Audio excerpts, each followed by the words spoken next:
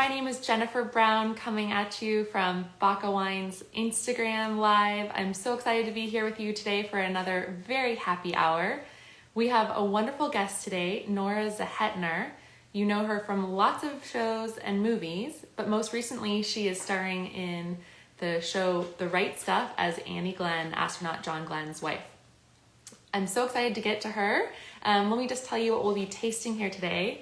We've got two wines. We've got our pinch hitter Carignan, and then we also have our Somersault Zinfandel from Puccini Vineyards. So get your wine glasses out, and I'm excited to taste with you all here. Let me bring Nora in from the internet. I'm really excited to talk to her because I've been enjoying her TV show, The Right Stuff. It's been really, really awesome to see a historical character being played live. Hey, Nora. Hi, how are you? Really good. How are you doing? Good, thank you. Good. How was your Thanksgiving? It was so nice. My mom just recently moved to Joshua Tree, so I drove down there and it was just a two-person affair, and Aww. we made a five-course vegan dinner and we drank a lot of BACA wines, which Oh. went very well with my dinner. It was so delicious. Oh, that's amazing. Well, I'm actually vegan. Are you vegan also? Yeah.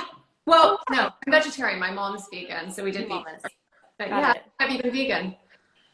A long time. I think, let's see, maybe 15 years, something like that. Wow. So, yeah, I just decided in college that I just didn't want to eat meat anymore, and it's been a good journey. And it's really nice now that it's become popular too, that more people are vegan. So there's Yeah, a lot it's more options. definitely easier in California than in Dallas. Well, that's true. I Yeah. know, yeah. It's so cool that we have that Dallas connection. Yeah. Okay, before we get going and talking more, I do want to pass you, or we do a little thing here where I pass you the bottle through the internet. Okay. So I think we both need a glass of wine. I think so too. Perfect. So this is our pinch hitter Carignan. It comes from Sonoma County. I'm going to pass you the bottle so you can pour yourself a glass. Okay. Here it comes. Oh, Uh, perfect. There it is. Yeah, I really love this wine because it's a perfect Thanksgiving wine. It has a lot of earthiness and then some really bright red fruits like strawberry. It goes really well with baking spice and other kinds of characteristics that you get a lot in Thanksgiving foods. So I thought this would be a perfect little post-Thanksgiving wine for us to taste. I had it with my stuffed butternut squash, and it was perfect. Oh, lovely. Yeah. Cheers Cheers. to that. Cheers to you. So nice to meet you. Mm. So can you tell me more about the Carignan? For sure. Carignan is like not a wine that you see very often in stores. It's usually more of a blending wine. So, when you see a wine on a label, that generally just means it's 75% or more of that one kind of grape. So if you buy a Zinfandel wine, for example, it just means it's 75% or more of Zinfandel. Mm-hmm. And so you usually wouldn't see the word Carignan because it's just a blender wine. But we like this Carignan so much that we made our own wine. And it's a great grape. It has beautiful color. It has a lot of depth, really nice acidity. And acidity is something that helps you pair with food better. So like a higher acid wine just complements food better, which is one of the reasons why I think it's a good Thanksgiving wine. And we didn't make that much of it, but I think it's a good little pinch hitter. Yeah, it's really nice because it's really like kind of delicate and soft, but it has like a nice fullness to it. Oh wow, look at you. This is my non-wine speak, by the way. I do very, very little about wine. I am super impressed with you. That is really good wine. So you could be a descriptor, write the descriptions of wines for sure. Do you drink very much wine? Yes. It's 20. I drink a lot of wine. Yeah, Definitely. that's a good trait. I like it. Yeah. Especially during COVID, we've all had more time at home. Yes. And yes, more time to drink wine, which is not a bad thing. Never a bad thing.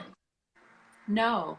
Well, something that I'm so impressed with you by is just your dedication to acting, that you got into it when you were 18, and that it's something that you only ever took one acting class for, and you're just a self-taught actress, and you've been in so many TV shows and movies, and now you're in this hit show, The Right Stuff. I'd love to know what attracted you to acting first. Like, what made you fall in love with acting? Um, I just loved movies and I love this idea of telling a story and being a different character. And when I was growing up, there was like a video store by where I lived in this, you know, I was kind of on the outskirts of Dallas Like a for Blockbuster? Or it was actually, I mean, there was a Blockbuster, obviously, and then there was this other place that was like a local one. And I would okay. go and find every independent movie that I could, on the shelves. Like if there was something I hadn't ever heard of and didn't have anybody I knew who was in it, I wanted Yeah. that movie. And I Yeah. watched them all. And yeah, but I had no ties to acting. I didn't do it in school or anything. So it was kind of one of those weird things that I decided to go and pursue that. Um, That's so cool. yeah, Because my family thought I was nuts, but didn't you go to LA originally to be a buyer for a clothing store maybe or something? yeah, Yeah. I went to college when I was 16. I went to this math and science program, Wow. which sort of pushed me clearly in the opposite direction. And I was buying for this clothing store, and I would go to LA once a month. And I somehow just decided that I was going to move to LA and Wow. try it out. Yeah. That's Where so did you go to college after Dallas? Because I know your school. Yeah, I grew up in Dallas.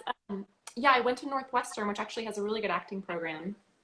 And it's funny, I was a child actress when I was younger. I used to act in this place called KD Studios in Dallas. I don't know if you've ever Oh heard of yeah, it. yeah, yeah. No, I know what that Did is. you? Yeah, I used to take Oh, acting yeah. classes there, and I got an agent, and I actually went out to LA, and I was going to come out for pilot season, but then my family moved, and it's kind of a boring story, but it's something that I always look back at, and I always wonder, like, had I stuck with acting, what would my life have been like? And so I love talking with people like you who've really made it and Oh, have I just think having a vineyard and a wine company is so cooler.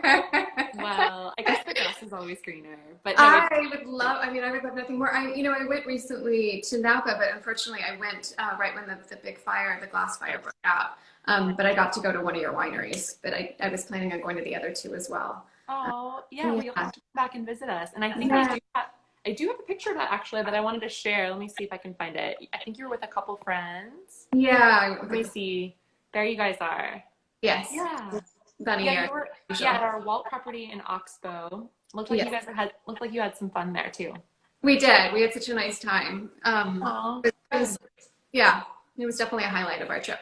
oh, I'm so glad. Yeah, no, it's a bummer that the glass fire was going on, but make the most of it. It looks like you still had fun. So. Yeah. Yeah. That's good. I wanted to ask you a little bit about your dog, Hattie, because I think she's somewhere on the chair next to me. You want to meet her? Hold on. yeah, I would love to. See if she'll come. She's sleeping. This is the wonderful Harriet. Oh my goodness. Hi, Harriet. So cute. I'm very obsessed with this dog.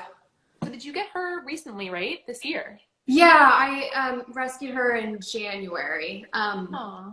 And I'm so lucky that I did it, obviously, in time for quarantine. And I mean, and that's been a nice thing, actually, I guess, about everything that's going on is so many dogs have gotten homes because people had the time and resources and, really wanted a companion. Totally. Yeah, but so it's been almost a year that we've been together. She's somewhere between 6 and 9, I think. Oh, good for you. That's so wonderful that you adopted an older, I mean, not old, but an older dog. So many people only want puppies. I think that's wonderful. Puppies are a lot of work. That's true. That's true. I have, well, she's not a puppy, but I have a 4-month-old at home. So yeah, I can see how having a more adult child at home would be a little bit easier. Yes, congratulations. Thank you. Thank you. Yeah. I also have a 2-year-old, but yeah, no, You have a handful then. I do, but it's fun. It's fun. It's good. No, but I love dogs, and I wish we had a dog, and someday we will get one. Someday. So I'm very inspired. But actually, I have a picture that I wanted to share. Oh, it's getting a little bit cut off, but I think it's in your closet or something of you and Harriet. Yeah, that was when I first, I think that was the first week that I adopted her. Aww. Yeah. Well, she already looks at home on your lap there. I think we're starting to look alike as it's gone on. Like she was so well behaved and so just like perfect all the time. And she had this really short haircut. And I was like, I don't know if I understand this dog. Like we're not the same person. And then Yeah. as it's gone on, she's gotten weirder. Her hair has gotten like scruffier and weird and wiry. It looks like my hair usually because my hair's sticking up in every direction. So yes, I think we're Aw. merging into the same people. Well, soon she's gonna start having a little cat eye and little nice signature red lip too. It's gonna be perfect. Okay, I do want to pour you our second wine, Oh which is our Somersault Zinfandel from Mendocino.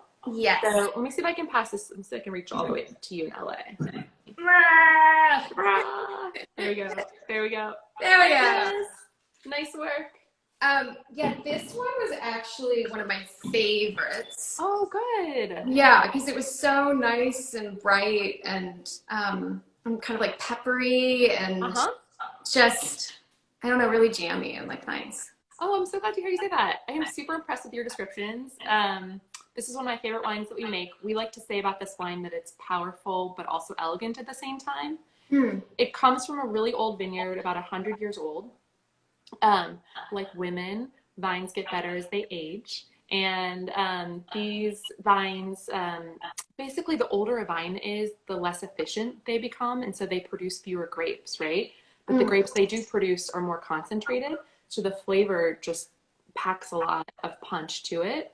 But it also has really beautiful floral notes in the nose. So when I smell it, I get like a really nice sort of floral scent in addition to like a raspberry note together.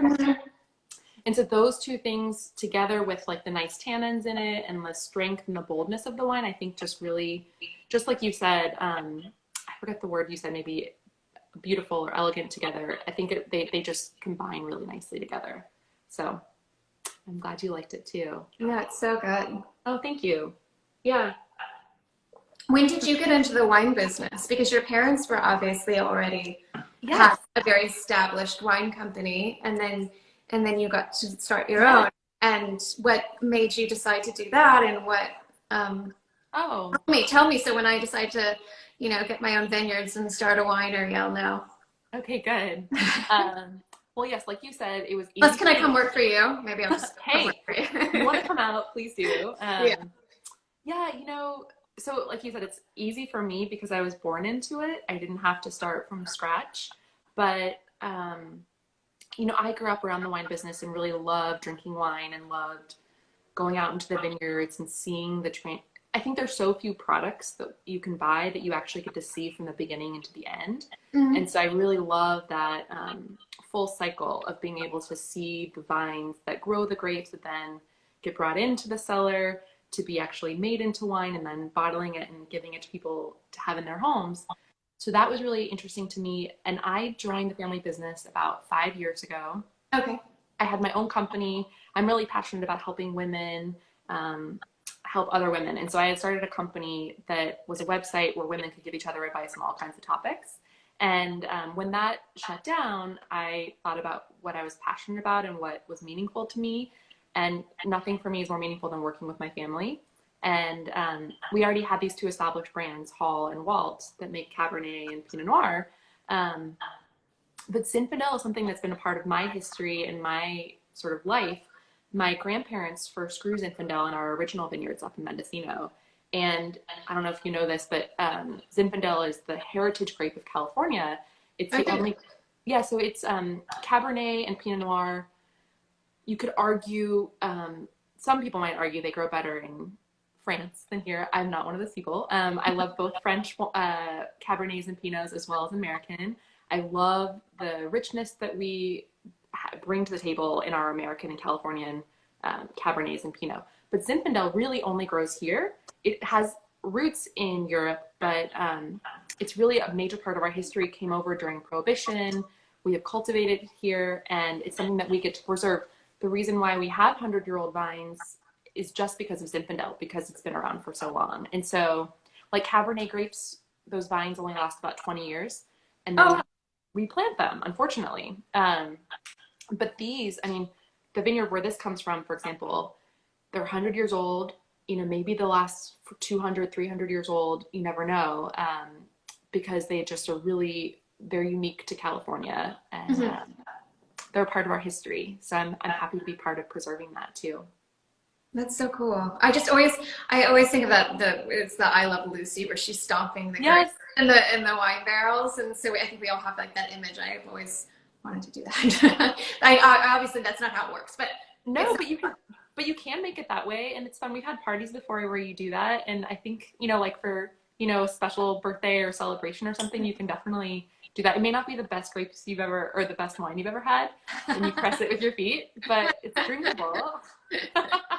Seems like it would just feel nice. Have you done it? I have done it, and it feels a little like weird, like kind of squishy. Yeah. Yeah. Do you remember? I don't know if you ever did this as a kid, but when you go Halloween trick or treating, and like some people's homes would have, some people's homes would have those bottles of grapes, and you'd put your hands in it and pretend like it was exactly. That's what it feels like, but it's on your feet. It's just kind of like squishy. Yeah. Yes. No, I remember that. I would, for Halloween, try to make my own haunted house in my bedroom. Like I would drape sheets over chairs, and so there would be the eyeballs with the grapes and just any silly thing that I could come up with. But yeah, I like it. Well, you're very creative. It makes sense.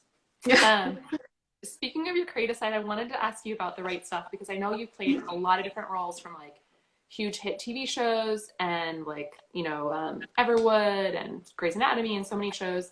But now you're playing, and they're mostly fictional characters, but now you're playing a historical character, Annie Glenn, John Glenn, the astronaut's wife, in The Right Stuff. And I would just love to know what that process has been like for you to learn about someone who actually lived in history and become that character. she was such an amazing woman that I really was and am incredibly in awe of everything that she did and who she was. When I started researching it, she recently passed away, but at the time she was still alive, and she turned 100 this year, right before, not long before she passed away. But she had a severe stutter, and it made it so difficult to be, just to live your life, and then put that on top of, sorry, I sound like I'm incredibly tongue-tied. Yeah. But what she overcame, and then what she went on to do, she actually, in her 50s, basically was able to mostly cure her stutter. And then she went on to be an advocate for people with communication, disabilities. And she just kind of kept challenging herself and passing barriers. And I don't know, I just think she's really incredible. No, I think so too. I've been watching your show, and I've been really impressed with the way that you were able to capture the stutter, but you do it so beautifully. Oh, It's just really impressive. I'm sure you're going to get a lot of props, or you have, and you will continue to, but it's really impressive. And I can just tell that you really take on the character and live that person's life, because it just seems so realistic and genuine.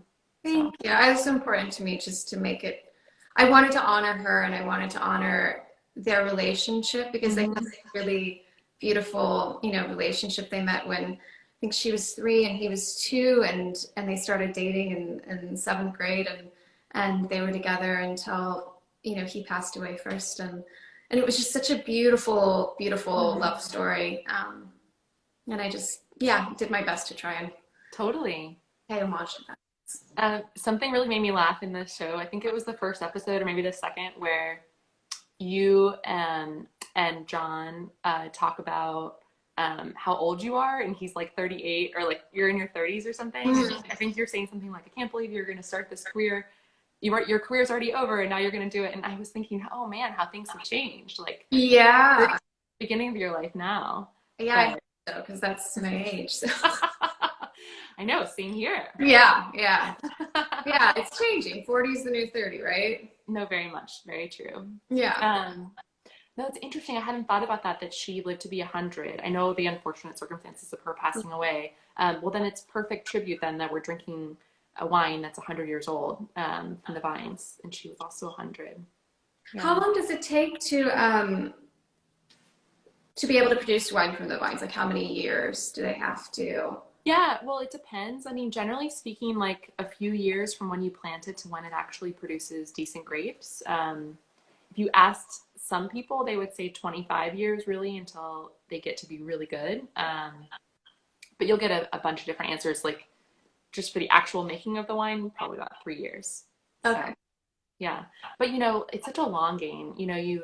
You plant the vines, you grow the grapes, you pick them, and then we age them for 10 months in oak, and then we don't release them until 2 years after we pick them. So it's a labor of love for sure.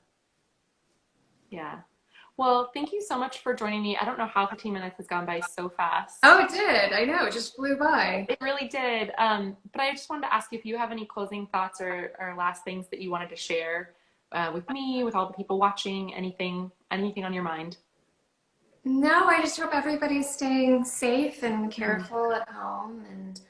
And yeah, it's just weird time right now. And I think it's so important for everybody to be kind and be careful and stay home. And yeah. And I hope that maybe for my 40th birthday in February, maybe I can go stomp grapes. Oh, well, that would be so fun. Let us know if you can help with that. We would love Yeah, maybe I can to. come up Fun. and actually finish my wine tour Please do. with you guys. Oh, that would be wonderful. Yeah. Well, cheers to you, Nora. It was such a pleasure to meet you. Cheers. Thank you. It was so nice to meet you. You Fellow too. Dallas lady. I know. I know. Well, we have lots more to catch up on some other time. Yes. Yes, absolutely. Okay. Okay. All right. See you Bye-bye. later. Bye. Well, that was such a pleasure to have Nora on. If you guys haven't seen The Right Stuff on Disney Plus, check it out. She does an amazing job, as well as the other characters. It's really fun to watch something rooted in history, but also so relevant here today, too. Thank you all so much for joining our happy hour at BACA Wines. We have a lot more fun ones coming up for you, and we'll see you soon. Thanks.